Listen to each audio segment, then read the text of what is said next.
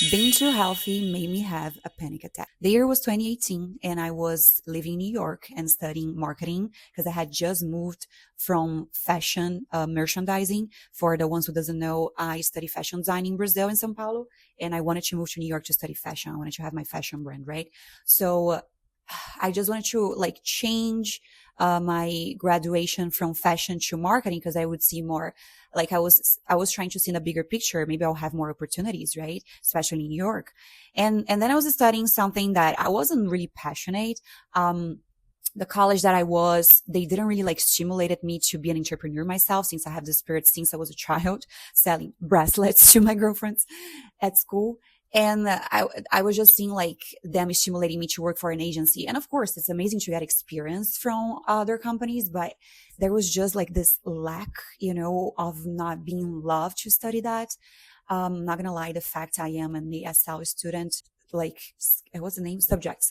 Couldn't understand, like, why the F am I studying accounting right now? Why do I have to have lab, as a subject to open a pig? And that was making me more sad when I was going to college. And I remember I was also like in situationships that I myself wasn't much emotionally available. And when the guy really liked me, I didn't like that much back and vice versa. I mean, you girls know what I'm talking about, especially. I just had like a very bad relationship with my mom, back in time. She always had like this serious, egocentric, personality, sometimes extreme, kind and sweet. And on the other times, extreme egocentric. And I always thought that when I was a teenager that someone was possessing her. Later on, I found out that she just had high traits of narcissism. And like we had a very tough relationship with each other. It was very abusive. She was taking lots of advantage of me emotionally, and I just couldn't have a boundary. Like it was just this big thing about society that you have to love unconditionally your mom. And this is not a true fact. Like you have to truly see within and the little lines, right? I don't want this to be too extended, but where does it fit being too healthy over here? I was working out like an hour, 2 hours a day at the gym. I was doing any diet possible, any diet that you could ever imagine, low carb, keto diet, soup diet I was doing. And then I found out that I have been doing this since I was a teenager. How come I found out? It's because in therapy, I started to analyze since when I have, this extreme in eating, right? And then I got to the conclusion, remember 2018, back in time, we didn't have that many things on YouTube, those many informations. But eventually I found out that I had eating disorder, and I had eating disorder. I had body dysmorphia big time. And this all came from, then it's up to you if you want to say from the childhood or if you want to say from a past life, a parallel life. I just believe that I choose my parents, and I knew that I would be choosing a mom like that. So not to blame her, but definitely to take responsibility and accountability for my own life, to be an adult finally and be like, whoa, doesn't really matter where this comes from. This needs to be changed. And I remember like not having a season, I didn't even add salt to my food, and I was overworking out, not having time enough to recovery. Nowadays, funny enough, I am working out for 5 minutes a day and I am having my best body, right?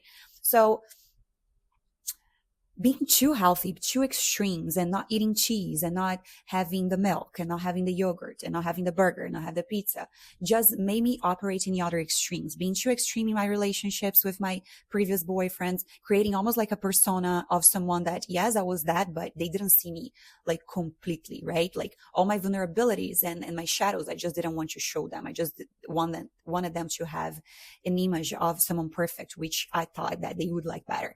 And later on, I just found out like how being an extreme in dancing, working out, and be so extreme on top of it was just making me sick. And that's when the panic attack happened in the end of 2018.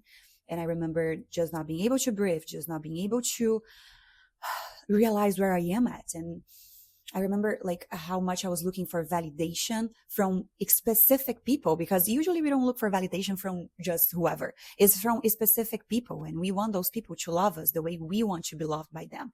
And that's also selfish.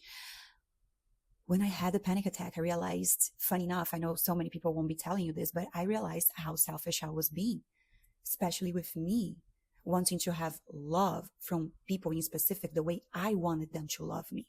A guy that I was with, my mom in specific, to change her behavior. And this would be never happening, So being extremely healthy is just a layer that you're using to protect yourself from the fears and insecurities and vulnerabilities that you have, and you just don't want the world to see it because you think it's weakness. And when I was able to adjust that and realize how my vulnerabilities were actually my power, that's when I started to prosper. That's when I got out of the cycle of, cravings and bad eating and working out like crazy to improve my body, to improve my mental health, to improve my relationships, to be with much better men who treats me much better, to have a better relationship even with my mom after not talking to her for like almost a year, and then finally reintroduce to her how she can treat me, you know. So not to say that is bad. Maybe that's what you need right now. You need to go through an extreme of your eating disorder, even weighting your food and your grams of the protein and tracking every single thing.